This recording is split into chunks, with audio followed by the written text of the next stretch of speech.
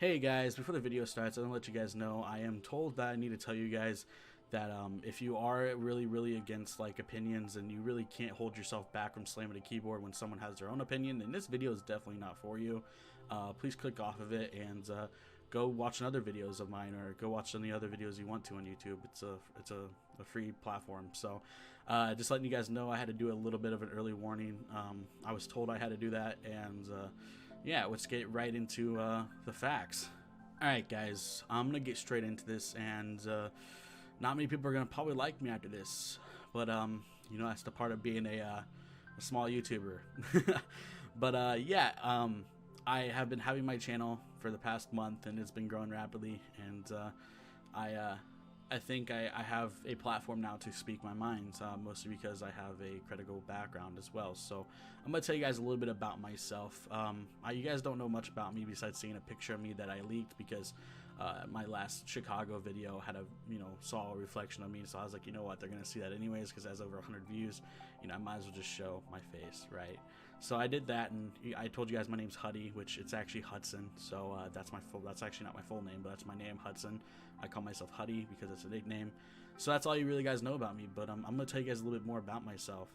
I am a computer science major, and I was in computer science to become a game developer, and also, you know, programming, because programming is a big part of game development, and the part I wanted to be in. So I have a lot of interesting background on this subject, and about the way that things are going to happen in Game Freak's point of view for Sword and Shield. So I have that background and that knowledge. I'm currently studying at Purdue University, the #8 engineering school in the country of the United States. So I am pretty knowledgeable and a really good education of basically what I like to do and what I'm doing. I wouldn't be making this video if I was going to tell you guys something that I completely do not know. You guys know that on my channel. If you guys are real people that watch my channel and have listened to any of my informational videos, then you definitely know that I do not like to give false information. If I do, then it's usually wrong information. But like, it's not like, well, not wrong information, it's just me saying it accidentally. Like I sometimes I don't do scripts like all these other YouTubers that like to do scripts. I like to freeball everything, mostly because that's just the way naturally I like to be. I like to not write fake stuff and have to read off scripts. I like to be 100% with you guys, and you guys hearing my awful stuttering and my horrible communication skills. But yeah, I have a lot of information about a lot of things, and like I said, if I do ever make a video and you do have something that you disagree with, and that's 100% fine. Like I said, I do not try to lie to anyone. If I have misinformation, then I come out with it. I'll do more research. But for today, this is a different video. This is a video that I have tons of information on and knowledge on, and I'm actually ready to finally tell you guys. And we're gonna actually hop in this, and I'm gonna tell you guys that it's so awful to see on YouTube these different YouTubers that are so-called Pokemon fans not giving the advantage of any type of, you know, possibility that Sword and Shield would be good. I'm gonna call out some people like Twip. People have been mentioning Twip to me a lot in my DMs. Also, I've seen him a lot on my Twitter, you know, TL or whatever you call that. You know, submitting like the last 10 of his videos bad about Sword and Shield. That dude, honestly, in my mind, is a canceled Pokemon fan. That guy 100% is the fakest person you'd ever meet, and #1 is just in it for the views. Because let's be honest, if you're a Pokemon fan, you're not going to do that to a Pokemon fan, you know, a Pokemon game that you actually, you know, you grew up with. See, it's different for me because I am over the age of 20, and I love Pokemon, and I've been playing it ever since it came out. And I can tell you guys that right now. I have family that can tell you that exactly. And you know, anything, even my manager brother could tell you. He's been in a couple of my videos. He's awesome. And I literally played Pokemon for my whole life, and I literally been so obsessed with it, and I would never do something like that. I would never make a video debunking a company that I love, that has given me a lot of hours of entertainment as a child and helped me through a lot of things when I was a kid. And that's just fake. That's honestly fake, and I would like to, you know, talk to those people, because that is very much embarrassing for them, and I feel bad for them. Not calling anyone out, I just feel like it's just in the wrong place for them, and I feel like they don't have the actual education to talk about anything like that. You know, you got to educate yourself before you can start saying stuff about something, and that's just what's wrong with you know, people doing stuff on YouTube and media and articles and stuff like that. I've seen a lot of people go downhill from false information, and it's not right. So going from that, I'm going to I'm going to talk about something very real with you guys, and I want you guys to listen really closely, because I have some really strong points, and I just don't understand why people are really bickering about this situation. So number one, we're going to start out with the National Pokedex. Guys, give it up. Like, please.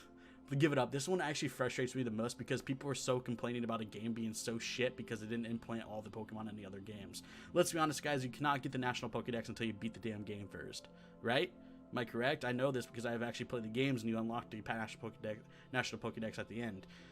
I think it's stupid. If you're really gonna say a game's horrible because it didn't add one thing that you really enjoyed, then you're god awful of a freaking fan, because that's just awful. How are people supposed to advance if they keep going to the past? You can't improve if you keep living in the past. 100%. Like, it's just like every real life stuff. Like, we can't move on in the future if we keep focusing on something that was made in the 80s. You know, like, come on, man. Like, you gotta trial and error, and you gotta work on it. You gotta fail. Sword and Shield's probably, it's gonna be something, dude. It's gonna be something there. People are gonna enjoy it. People aren't gonna enjoy it. But the thing is, that's the knowledge that Game Freak knows. Like, Game Freak's literally throwing out a fishing rod. They're going fishing without bait at this point, because they've added so many different things and so many like on a new console that they've never really even touched on until they made like Let's Go Pikachu and Eevee, which honestly, at my point, were half-assed, but I've seen what they were doing. They were getting everything ready. They were implementing all the Pokemon from that generation on the game first before they start doing anything else. That game was a pawn. Pikachu and Eevee was a pawn game, and I've seen a lot of those in my life. They just setups. They used Pikachu and Eevee to set up to a different expansion, and so now that they did Eevee and Pikachu, which are pretty good games, I actually really enjoyed them, but they're half-assed, but just fine. But they did that so they can get ready for Sword and Shield. They actually wanted the extra Pokemon, including the new Pokemon that they're creating Sword and Shield, and they got it in there, so they didn't have to waste all that programming time. What people don't understand is programming is a very, very hard language to learn. Also, it's made up of so much than just programming. You got to have a lot of focus, you got to have a lot of time, you got to have a lot of knowledge in a lot of situations. You got to be careful, you got to have all the resources to even program, not counting you have to have the designers recreate the Pokemon that were in the last generations, not counting all the other things. They have to make at least 20 different pictures of the same Pokemon for all their different mishaps, and they have to be moving too. So think about it. Like, imagine back in the day when people were making clay, like they're shaping clay, like you're taking photo.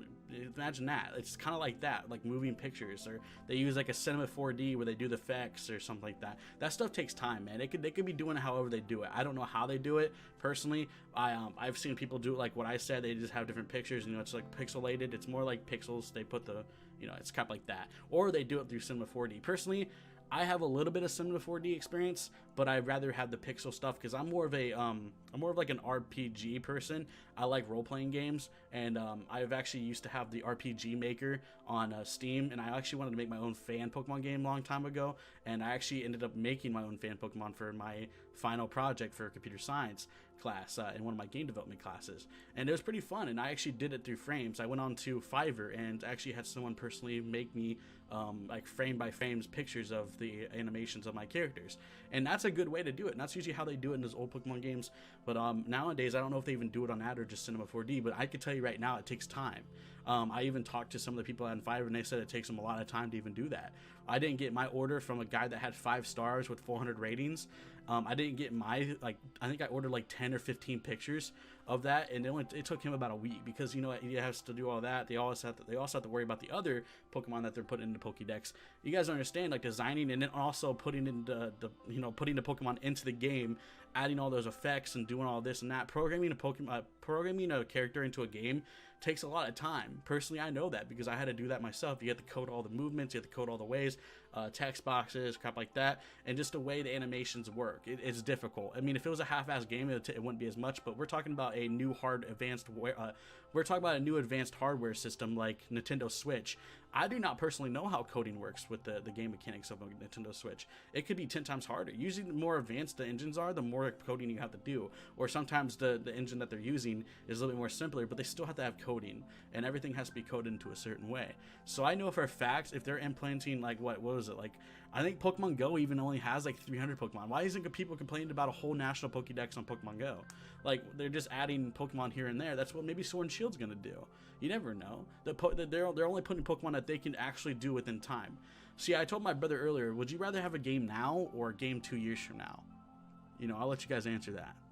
Think about it. If they're going to implement all the Pokemon from the last generations and implementing all their moves, all their ways they get hit, all this and that, you know, all the etc. entities that they need to do for the Pokemon, how long is that going to take them? I can tell you that it's going to take them an extra year or so. 100%. Because they actually have to spawn areas, they have to do all this and that. Maybe even add new areas where they even get half the Pokemon.